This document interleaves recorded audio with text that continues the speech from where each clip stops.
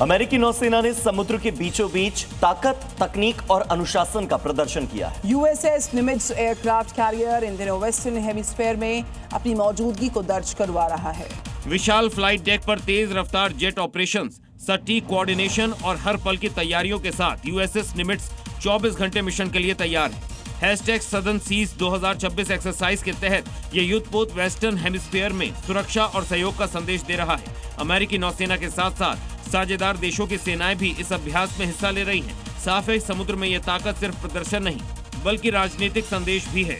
शांति वार्ता के टूटने पर अमेरिका ईरान पर सीमित हमले कर सकता है। बड़ी खबर यह है कि अमेरिकी राष्ट्रपति डोनाल्ड ट्रंप ईरान पर हमले के संकेत दे रहे हैं। अमेरिका सैन्य हमले और हॉर्मुज स्ट्रेट पर नाकेबंदी करेगा।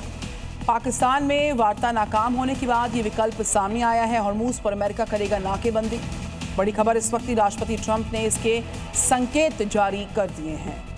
तो शांति वार्ता फेल होने के बाद अब हॉर्मुज स्ट्रेट पर लड़ाई बहुत तेज हो गई है, जिसके बाद अब दुनिया भर की चिंता बढ़ती जा रही है।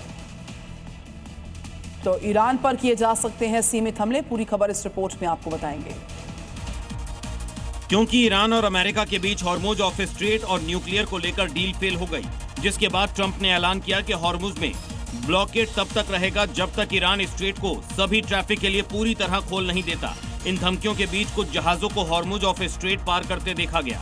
ये जहाज कहां जा रहे हैं और किसको लेकर अभी कुछ जानकारी सामने नहीं आई है, लेकिन तस्वीरों में दिख रहा है कि कुछ जहाज हॉर्मुज से गुजर रहे हैं। और हॉर्मुज स्ट्रेट को लेकर ब्रिटेन से इस वक्त एक बड़ी खबर सामने आ रही है। नाकेबंदी में शामिल नहीं होगा ब्रिटेन।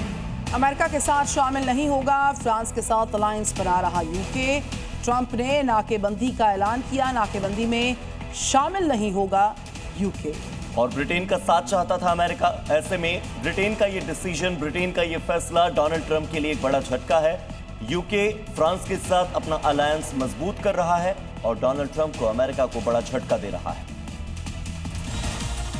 तनाव के बीच ट्रंप ने बड़ा ऐलान करते हुए कहा कि अब अमेरिका हॉर्मुज स्ट्रेट से किसी भी जहाज को आने जाने नहीं देगा, पूरी तरह से हॉर्मुज स्ट्रेट की नाकाबंदी करेगा। इसके साथ ही ट्रंप ने यह भी दावा किया कि ब्रिटेन हॉर्मुज स्ट्रेट में मदद के लिए माइन स्वीपर भेजने वाला है। लेकिन अब ब्रिटेन ने कहा कि वो फ्रांस और अपने सहयोगियों के साथ मिलकर फ्रीडम ऑफ नेविगेशन की रक्षा के लिए काम कर रहा है।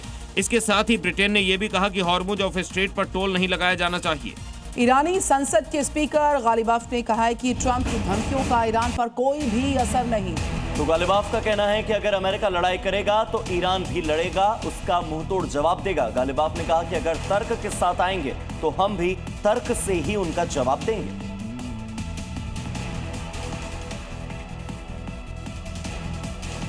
तो ईरान ने एक बार फिर से चेतावनी दी है कि वो किसी भी धमकी के सामने झुकेगा नहीं। IRGC का कहना है कि हॉर्मुज स्ट्रेट की सुरक्षा पूरी तरह से उनके नियंत्रण में है और किसी भी दुश्मन की गलती पर उसे मौत की चक्रव्यूह में फंसा लिया जाएगा।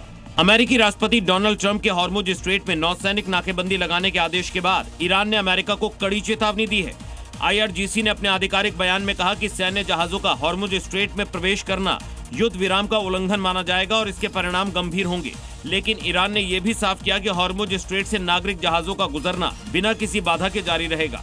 और युद्ध जैसे हालात के बीच इजराइल के प्रधानमंत्री बेंजामिन नेतन्याहू सैनिकों से मिले। तो लेबनान में सैनिकों से मिले हैं नेतन्याहू ने मुलाकात का एक वीडियो बाकायदा जारी किया।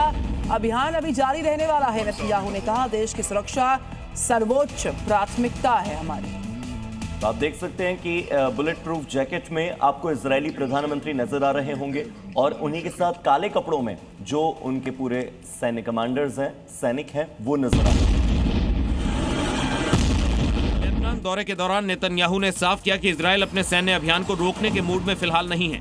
उन्होंने कहा कि दुश्मनों के खिलाफ कार्रवाई जारी रहेगी और देश की सुरक्षा सर्वोच्च प्राथमिकता है। नेतन्याहू के इस बयान से मिडिल ईस्ट में तनाव और बढ़ने के संकेत मिल रहे हैं। वहीं अंतर्राष्ट्रीय समुदाय लगातार सभी पक्षों से संयम बरतने और शांति की अपील कर रहा है।